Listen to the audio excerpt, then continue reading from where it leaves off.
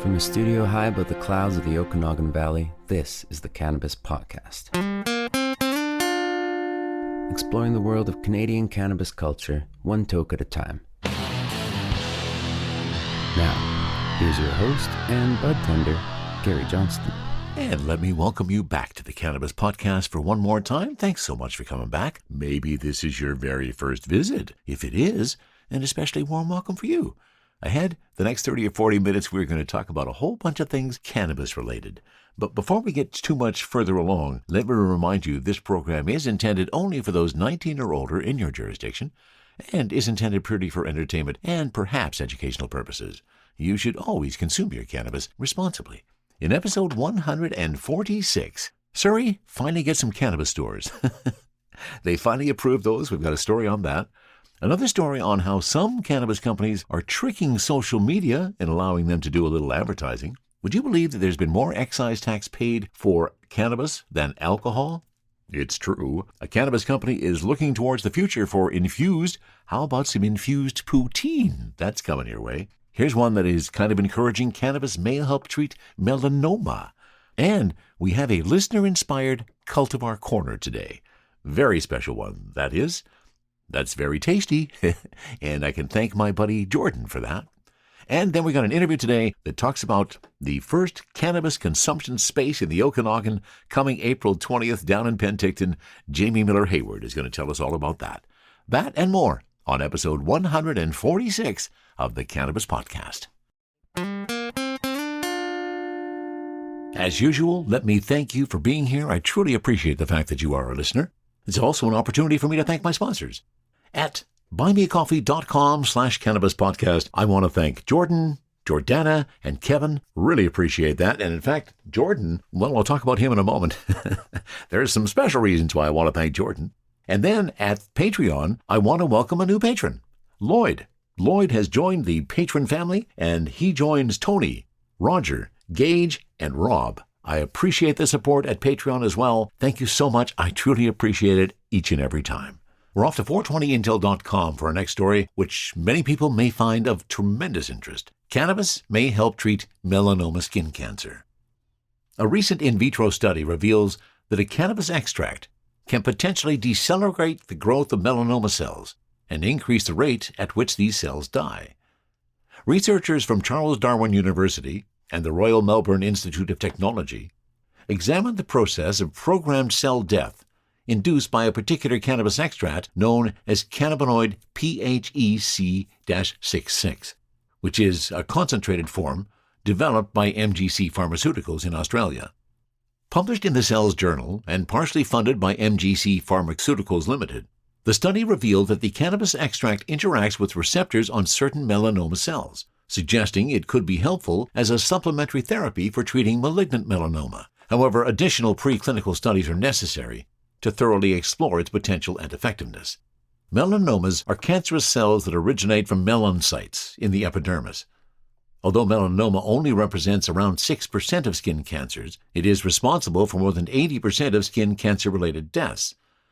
This type of cancer has a high tendency to spread and can form tumors both locally and at distant sites. Additionally, it has demonstrated resistance to traditional treatments. Treatment options for metastatic melanoma are currently limited.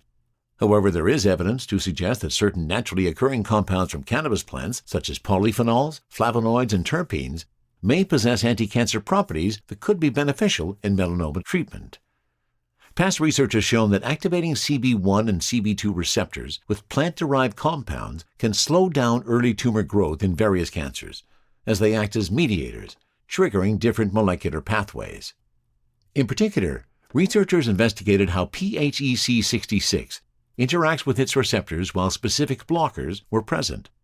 These blockers selectively inhibit CB1 and CB2 receptors. By using these blockers, it was confirmed that the disease in growth induced by PHEC-66 is mainly linked to CB2 receptors in all tested melanoma cells. These findings suggest that the CB1 receptor may be involved to a minor extent in PHEC-66 activity, while CB2 antagonist significantly blocked PHEC-66 cytotoxicity in all tested cell lines.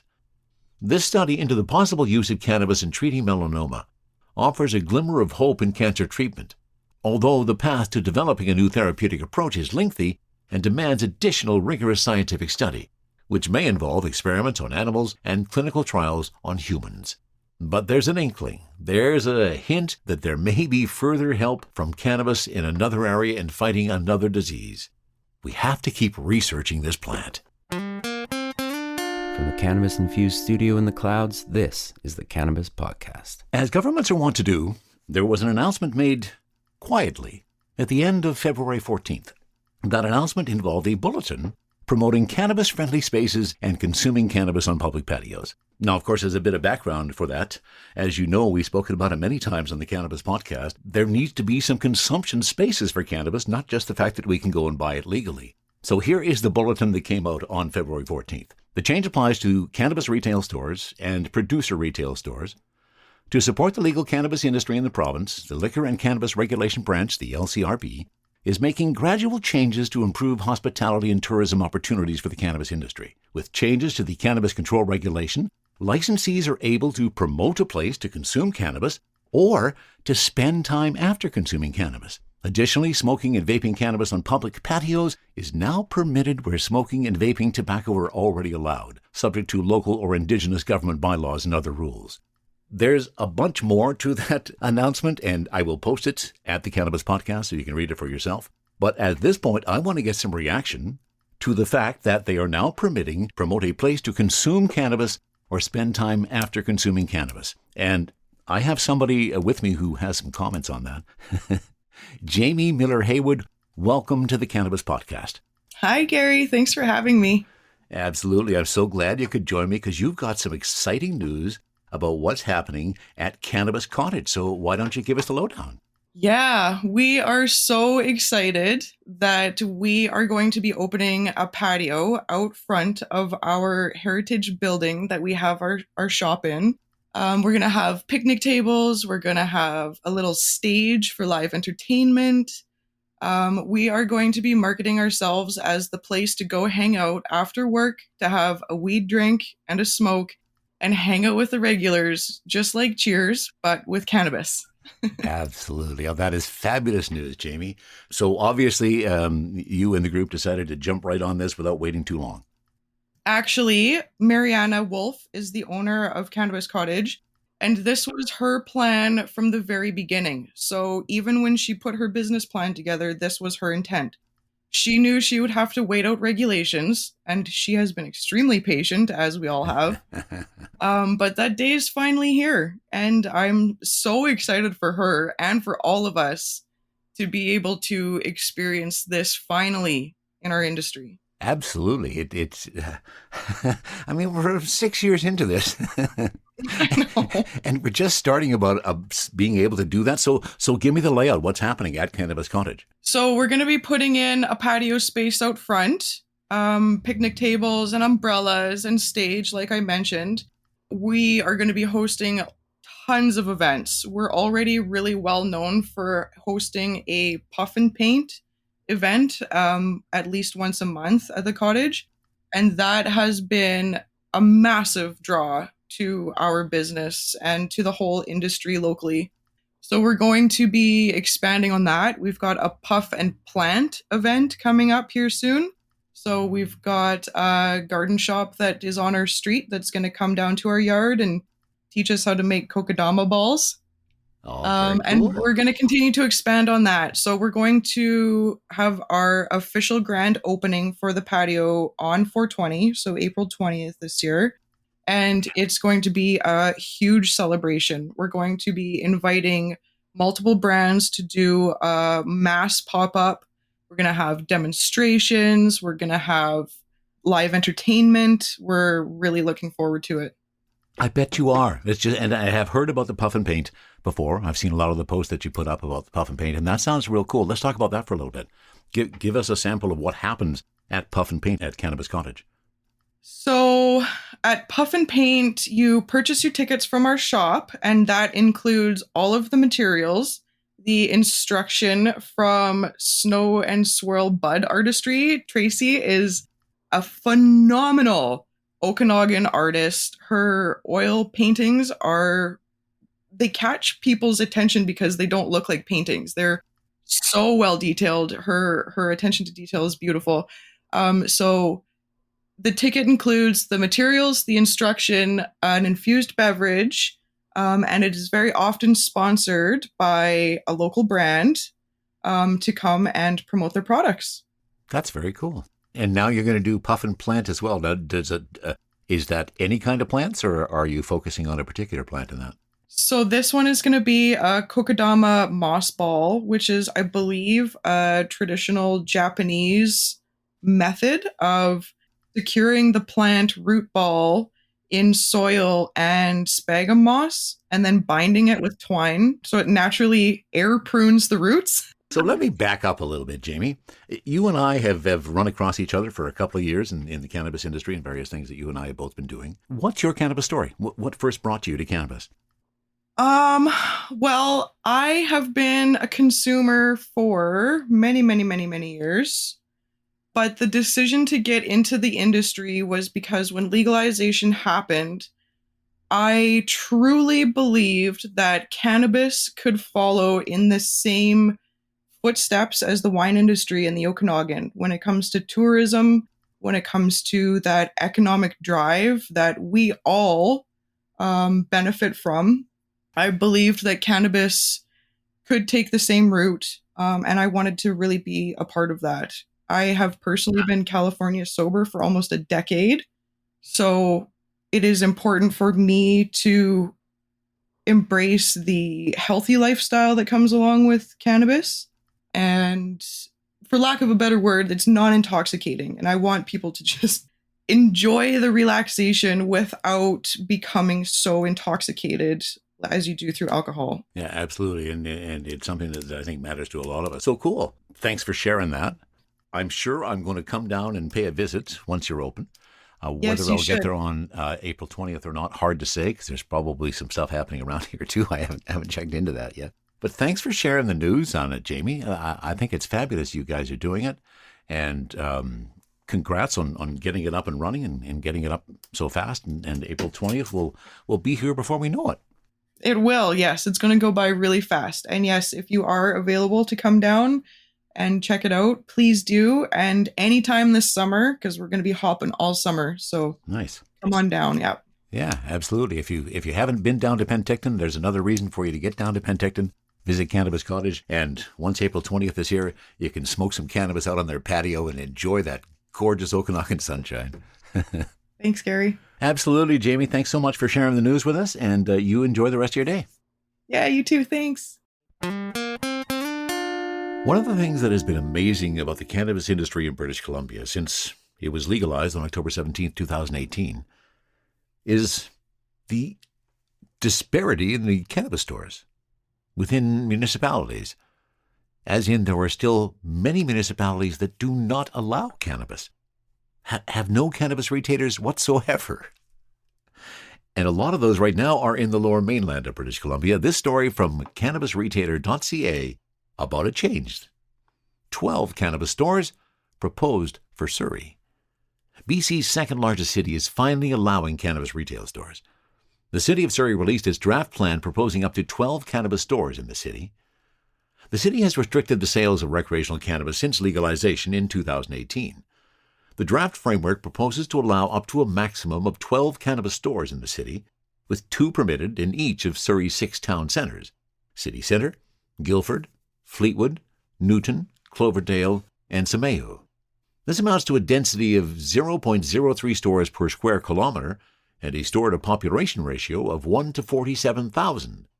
In comparison, Vancouver has a store-to-population ratio of 1 to 8,200. Other requirements of the proposed framework include cannabis stores are only permitted in town centres and commercially designated areas, and are only permitted on commercially zoned land that allows retail stores. Cannabis stores could not be located within 200 meters from sensitive users and areas to limit exposure to children and youth. These include schools, community and recreation centers, parks and playgrounds, existing cannabis retail and production locations. The city has developed an application process for cannabis retail store proposals. If applicants meet all the pre-screening requirements, applications will then be reviewed and ranked. The following selection and scoring criteria are proposed to access candidates: experience of the operator, parking and access plan, visibility, lighting and crime prevention design, signage and building face design, Surrey-based business. The draft framework is open to public feedback, and the proposed policy will be brought forward to City Council. Vikram Shadiva, founder and CEO of Seed & Stone, was excited to see the draft proposal released. Up until now, Shadiva, a Surrey resident with a head office in the city, has been forced to open up cannabis stores in surrounding cities. We had been working with the city and the Surrey Board of Trade for a long time to allow cannabis retail, he says. Shadiva thinks the 12-store framework is a good start and understands the 200-meter distance requirements between stores. As the community gets more comfortable with cannabis stores and the population grows, the city will understand how it is being served. Cannabis is a commodity, and we want to serve the community. If we want to ensure people get access to safe product and we reduce the illicit market, it's very important to see convenience for the population in Surrey, he says. There is room for more stores, but at this point I understand the city is taking a cautious approach. Up until now, Surrey residents have been going to the surrounding cities like Delta, Langley, and White Rock to get their cannabis. But Shadiva doesn't think the 12 stores opening in Surrey will have much impact on cannabis businesses in those cities. At the end of the day, White Rock only has one store right now. It's not like there are a ton of stores in the surrounding areas. It comes down to the types of people, the people running it, the operator, how much customers like it, product selection, Shadiva explains. He's also excited to apply for a license in Surrey. As a local business owner with a head office since the beginning of legalization in Surrey, and having lived in Surrey for the past 25 years, I will for sure be pursuing a store here, Shadiva says. I have been part of the community for a very long time. Seed & Stone has also partnered with the Songhees First Nation. We're very dedicated to scaling the company to help create generational wealth for our First Nations partners. So finally, nice to see that BC's largest city, or second largest city, I guess, Vancouver is still a wee bit bigger. BC's second largest city is finally going to allow cannabis retail at almost 6 years into legalization. Sometimes the changes move so slowly. THC, CBD, terpene profiles, what's in me? Oh, please explain to me. Cultivar Corner, Cultivar Corner, oh yeah. Cultivar Corner, please explain this stuff to me. And now let me talk about Jordan, because Jordan has provided something that I think means some extra recognition. Jordan is a supporter of the Cannabis Podcast through buymeacoffee.com.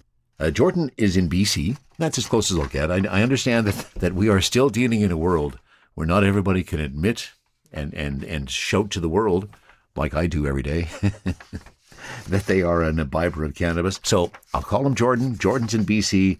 Jordan sent me an email. No, he didn't. Apparently I might be a little high as I'm reading this, but that's probably not a surprise to anybody. This is a letter from Jordan. And first of all, he says, please excuse the handwritten letter as my printer bit the dust. Jordan has been a long-time listener to the Cannabis Podcast. He's enjoyed the ride, listens to every episode, sometimes more than once, really enjoys the content. Thank you so much for that, Jordan. But here's what I wanted to get to. As a small token of gratitude, I enclosed a little sample of my freshly pressed craft flower rosin, solventless extraction with my Nug Smasher Mini pressed at 205 degrees Fahrenheit in a 120 micron rosin bag using the bottle tech method. 1 minute preheat under low pressure, 3 minutes pressed at 2 tons. Average yield on a 4-gram flower press is about 25% or 1 gram of rosin. And after extraction, the rosin is collected and whipped for 1 minute for consistency, then cold cured for a couple of days. Best enjoyed at a dab temp under 800 degrees.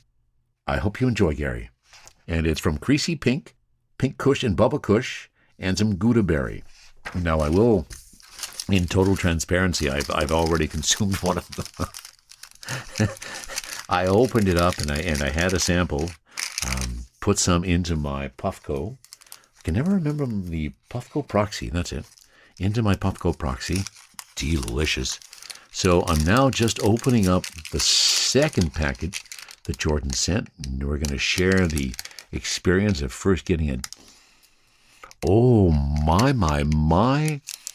Now, I don't have a listing on the terpenes, but goodness sakes, as soon as I pull that parchment paper apart. She's just singing. Oh, that's very, very aromatic, Jordan. Really, really nice. Well, I guess I have to take it the next step, don't I? Let me get the proxy out. Let me scrape off a little bit. It's not an official Cultivar Corner, but I think there's enough reason for me to sample some of this, that this will be a Cultivar Corner of some form. So I'm just scraping off a little bit of that, and I'm going to stick that down on the bottom of my proxy, my Puffco proxy. And I need another dab tool to help finish that off. Unfortunately, I don't have a second one. So let me rework that, because I want to get it all down the bottom there. Oh, geez, this stuff smells really nice. And, Jordan talking about doing his own pressing. I know that Jeff over at Smoker Farms has got his own press. He's been pressing his own rosin. And many others have. I think this may be the year that the Cannabis Podcast has to go down that path and start doing a little pressing of our own. Okay, I got a little bit in here. And let's just do a sample. Let's see what this tastes like. That's not the temperature I want. Let me go to there we go. And I got just enough power to do one hit on this before I have to power up the proxy. Thank you so much, Jordan. Really appreciate anybody who is supporting me, either by a listener or sending me some weed or send me some rosin. I really, truly appreciate it. I'm blessed. I am just blessed with the people who are supporting me doing this. In fact, that reminds me, we got some Chinese food this week, and in my my fortune cookie was this statement: "You create your own stage. The audience is waiting." I think that's kind of apropos. And speaking of waiting, my Puffco proxy just said it's ready.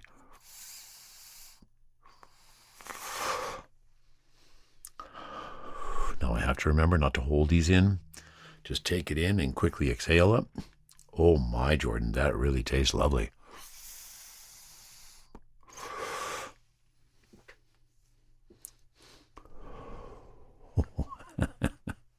And of course, because you're dealing with the concentrates.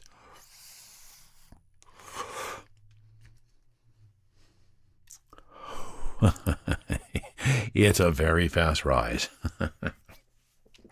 My Puffco just shut itself off after the first round. I took 3 hits of that. I'm going for one more round. Let me turn it back on again. I do not have enough power. No, I can get one more. We'll get one more of that. That is really nice. And here we go again.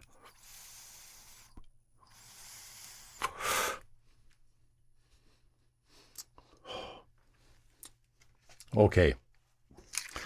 I think you've convinced me, Jordan, and everybody else who's heading down this path, of doing some squishing. That is, it just looks really nice, smells really nice, tastes really nice, and I have to say has given me a significant high. It wasn't my intent when I started recording this particular piece, but I guess as soon as I started talking about Jordan's gift, I had to kind of take that a little bit further and give it a sample. And what a delicious sample it was. Thank you so much, Jordan. Thank you so much to everybody. I truly appreciate that you were here, whether you're a listener, whether you're offering me some other support. In either case, thank you so much for being a part of the Cannabis Podcast family. Sharing stories about good weed while trying good weed. This is the Cannabis Podcast. Okay, I have to admit, as I started thinking about doing this story, my mouth started to water. This is a story from StratCan.com. A British Columbia-based cannabis producer is adding a new twist on a distinctly Canadian dish, a cannabis-infused poutine sauce that will be available for sale in Quebec. Rubicon Organics, Incorporated, a cannabis producer with a focus on certified organic cannabis, announced today that its in-house brand, 1964 Supply Co., will be offering a cannabis-infused poutine sauce crafted with hash rosin. The new High Cuisine Poutine Sauce, available now at the SQDC for about $8, is a mix that contains 2 containers, each with 5 milligrams of THC. and can be heated in a saucepan with water before being added to your fries and cheese curds, or anything else for that matter. We're excited to bring this one-of-a-kind product to the Quebec market, said Melanie Ramsey, CCO of Rubicon Organics. Our cannabis-infused poutine sauce is not only delicious, but also provides consumers with a fun and innovative way to incorporate cannabis into their culinary adventures. Rubicon plans to expand distribution into other provinces in the coming weeks. Quebec has become a testing ground for more novel cannabis edibles that seek to conform to the province's strict rules. Quebec does not allow the sale of edibles such as candies, desserts, chocolates, or other products deemed as being appealing to those under the age of 21, the legal age of access in Quebec.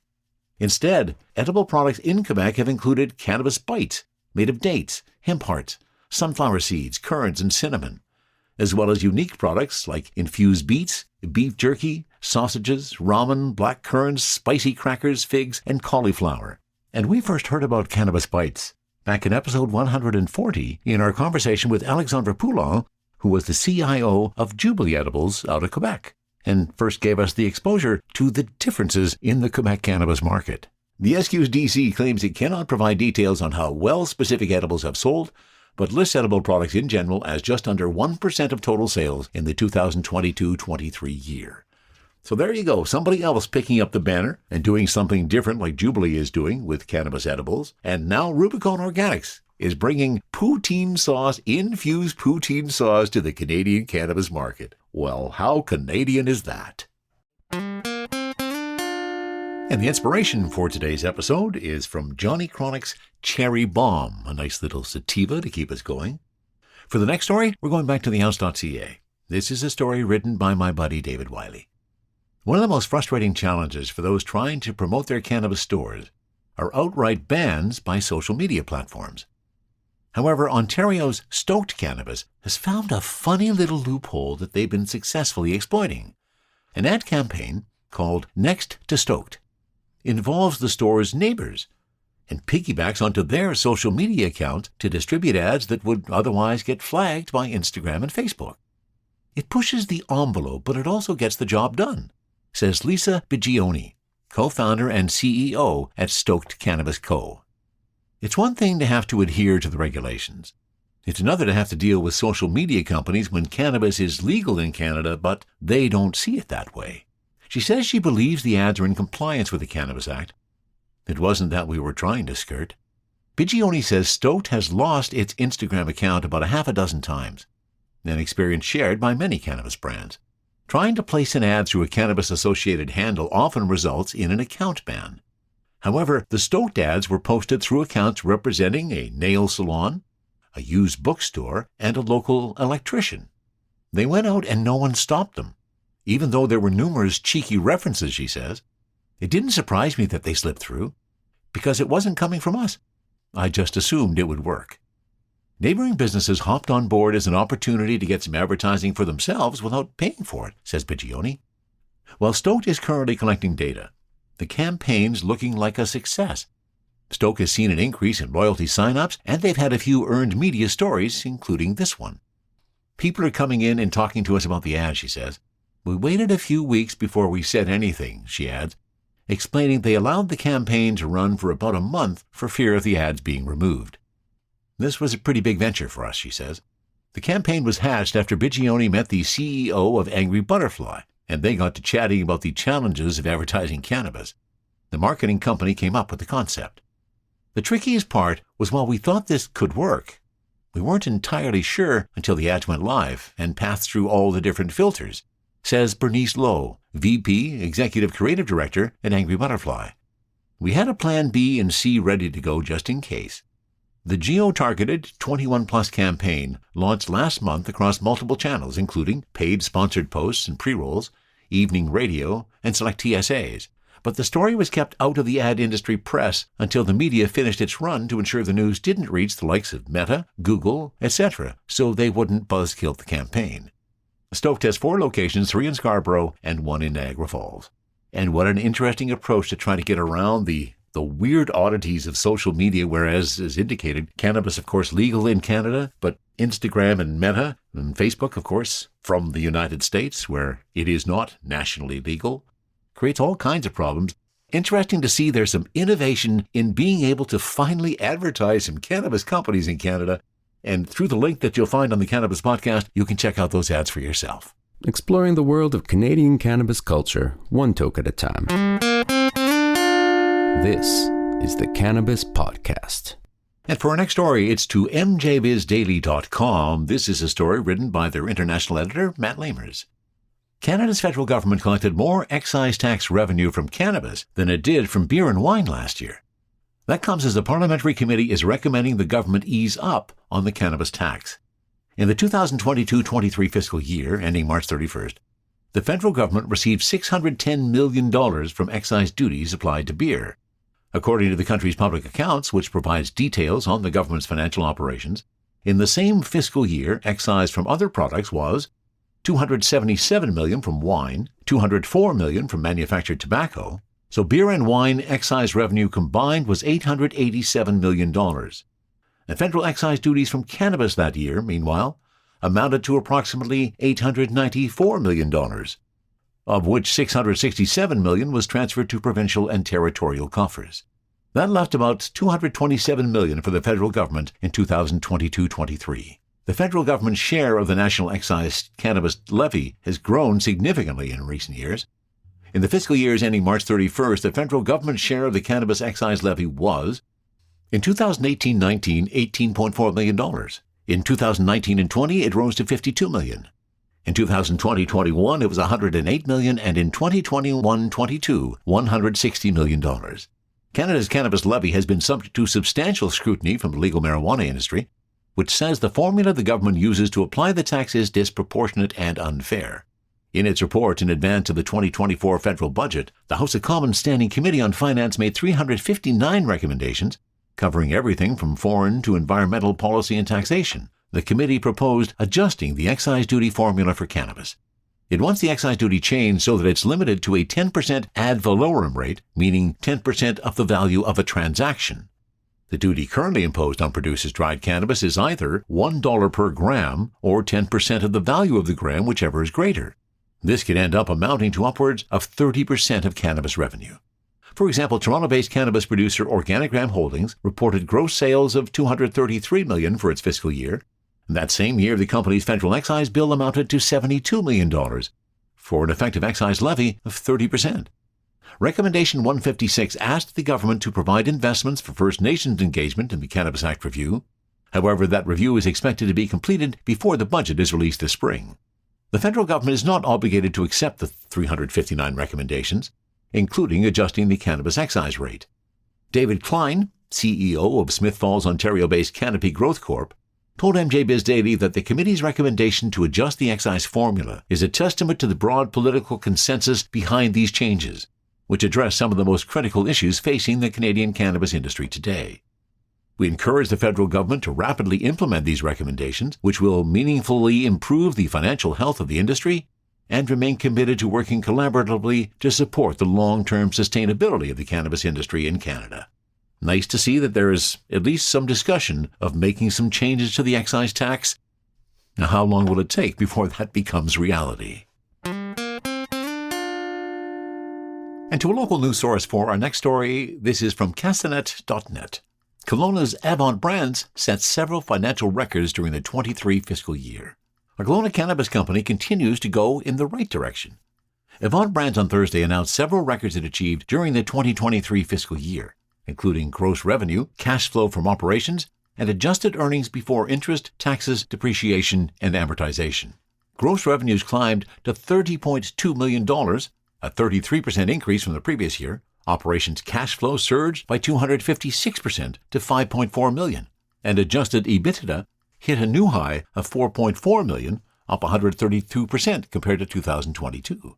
Overall, the company produced a net loss of $1.5 million, but that's much improved over its $8.5 million loss during the 2022 fiscal year. We're thrilled by the remarkable growth across all key financial metrics during fiscal year 2023, showcasing our dedication to strategic excellence and operational efficiency, Avant Brands founder and CEO Norton Singhaven said in a press release.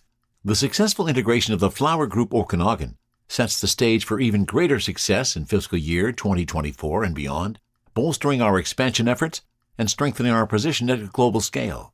Additionally, the 2 strategic acquisitions we made during the fiscal year 2023 underscores our commitment to long-term success and maximizing shareholder value in a dynamic market. The acquisition of flower group Okanagan has been a big development for the company, positioning Avant for future growth. The company's expansion in global distribution channels, with a 70% increase, and the buyout of 3PL Ventures indicate its strategic advancement and commitment to enhancing shareholder value. And that's a story from Castanet.net, and it's nice to hear of a cannabis company doing well. And once again, let me thank you so much for being a listener. I truly appreciate the fact that you are here. Whether it's 1 week, every week, doesn't matter. I appreciate it either way. Thank you so much for being here. And now, as usual, let's finish with a little bit of humor. What do you call a snowman who smokes cannabis? Frosty the Dupe Man. Why did the cannabis leaf go to therapy? It had too many issues to roll with. What did one cannabis plant say to the other? We'd be good together. Why did the tomato turn red when the cannabis plant walked into the room? It saw the salad dressing. How do you know you have too much cannabis? When you start seeing joint ventures everywhere. And that's probably the time for me to finish. And now, let me remind you that next week we will have the interview with Daniel Baer from Humber College in relation to weed out misinformation. There's been a bit of a delay while they've been finishing things up, but we will have that interview next week. That wraps it up for episode 146 of the Cannabis Podcast. From the Cannabis Infused studio, high above the Okanagan Valley, this was the Cannabis Podcast.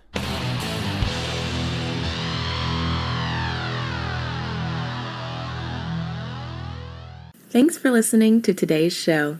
To check out more great cannabis podcasts, go to podconnects.com. Here's a preview of one of our other shows. I'm Larry Michigan, and I'd like to invite you to join Rob Hunt and me on our weekly podcast, The Deadhead Cannabis Show. Each week, we explore the latest cannabis and jam band news and reminisce with other Deadheads and jam band lovers about the great musical acts that we've seen and heard. Check out a new episode every Monday.